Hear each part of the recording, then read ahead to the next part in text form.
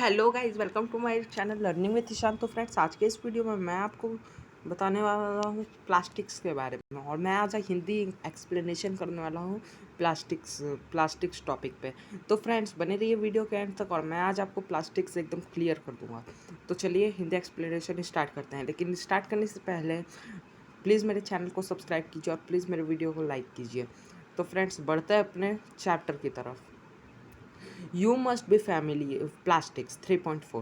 You must be familiar with many plastic articles used every day. आपने बहुत से plastics के मटेरियल्स देखे होंगे जो कि हमारे डेली लाइफ में बहुत यूज़ होते हैं। Make a list of such items and there uses. उन कुछ आइटम्स का लिस्ट बनाइए और उनके यूजेस लिखिए। Plastic is also a polymer like the synthetic fibre. अब ये जो प्लास्टिक है ये भी एक पॉलीमर है सिंथेटिक फाइबर की तरह। All plastics do not have the same type of arrangement of units. जो सारे प्लास्टिक्स होते हैं वो सेम टाइप के अरेंजमेंट नहीं रखते हैं। In some it is linear where is in other it is cross linked. अब कुछ में ये लीनियर होता है और कुछ में ये क्रॉस लिंक्ड होता है। Plastic articles are available in all possible shapes. जो प्लास्टिक आर्टिकल्स है वो सारे अवेलेबल मतलब सारे शेप्स में पॉसिबल हैं and sizes as you can see in figure 3.7। Have you ever wondered how this is possible? क्या आपने आज तक सोचा है कि क्यों जो प्लास्टिक्स है वो किसी भी शेप में मतलब हो सकता है? The fact is the plastic is easily mouldable. जो इसके पीछे का जो राज है वो ये है कि जो प्लास्टिक होता है उसे हम आराम से मोड़ सकते हैं। i.e. can be shaped in any form. Plastic can be recycled, reused, colored, melted, rolled into sheets or made into wires.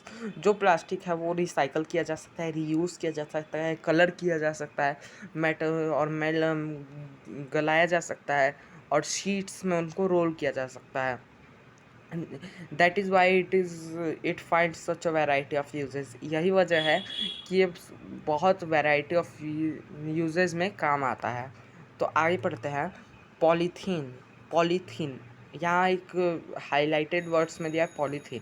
Polythene is an example of a plastic. जो पॉलीथीन है वो प्लास्टिक का ही एक एग्जाम्पल है। It is use for making commonly used polythene bags. ये commonly used polythene bags को बनाने में काम आता है। Now try to bend a piece of plastic yourself.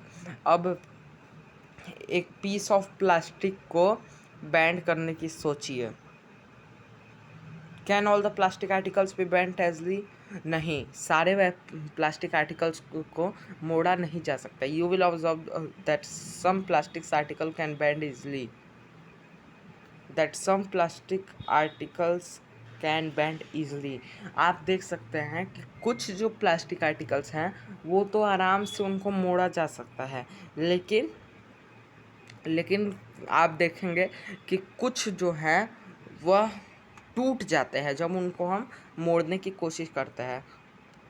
When we add hot water to a plastic bottle it's get deformed। अब जब हम आपने देखा होगा कि जब हम प्लास्टिक के बॉटल में गर्म पानी डालते हैं तो वो डिफॉर्म हो जाता है। Such plastic which get deform easily on heating and can be bent easily are known as thermoplastics. अब ऐसे प्लास्टिक्स जिन्हें आप आराम से मोड़ सकते हैं या जिन्हें आप मतलब जब आप जलाएं तो वो मेल्ट हो जाए, तो ऐसे प्लास्टिक्स को हम थर्मोप्लास्टिक्स कहते हैं। Polythene and PVC are some of the examples of thermoplastics. Polythene और पीवीसी इनका कुछ एग्जांपल्स है थर्मोप्लास्टिक्स का, क्योंकि जो पॉलीथीन होता है उसको हम आराम से बेंड कर सकते हैं और पीवीसी पाइप्स जो होती हैं वो उनको हम आराम से मोड़ सकते हैं।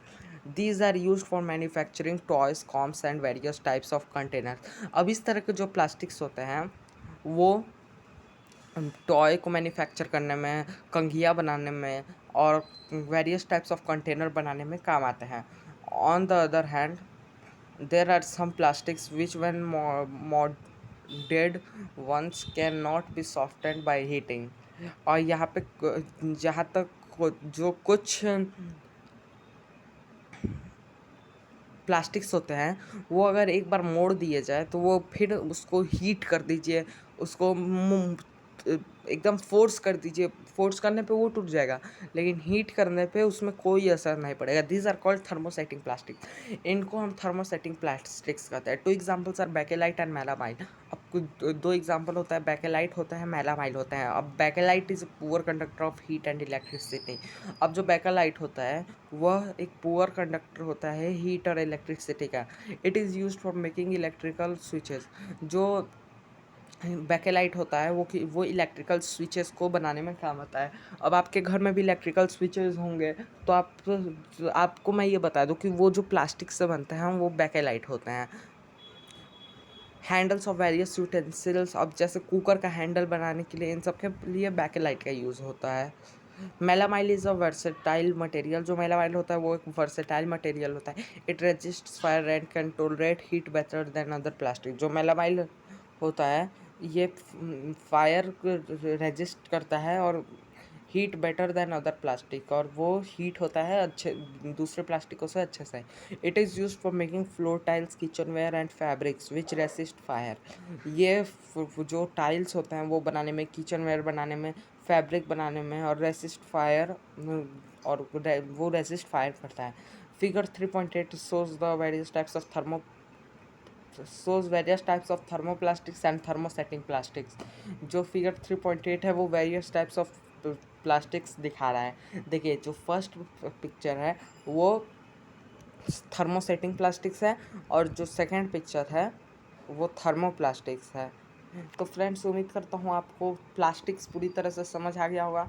अब मैं कल ही नेक्स्ट पार्ट अपलोड कर दूँगा, तो जिसमें हम चैप्टर को कंप्लीट करेंगे, क्योंकि अब ज़्यादा पार्ट ले आने से कोई फ़ायदा है नहीं।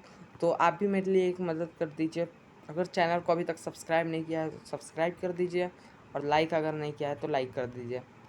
कल हम 3.5 से स्टार्ट करेंगे, plastics as a material of choice. तब तक के लिए थैंक यू, बने रहिए चैनल के साथ।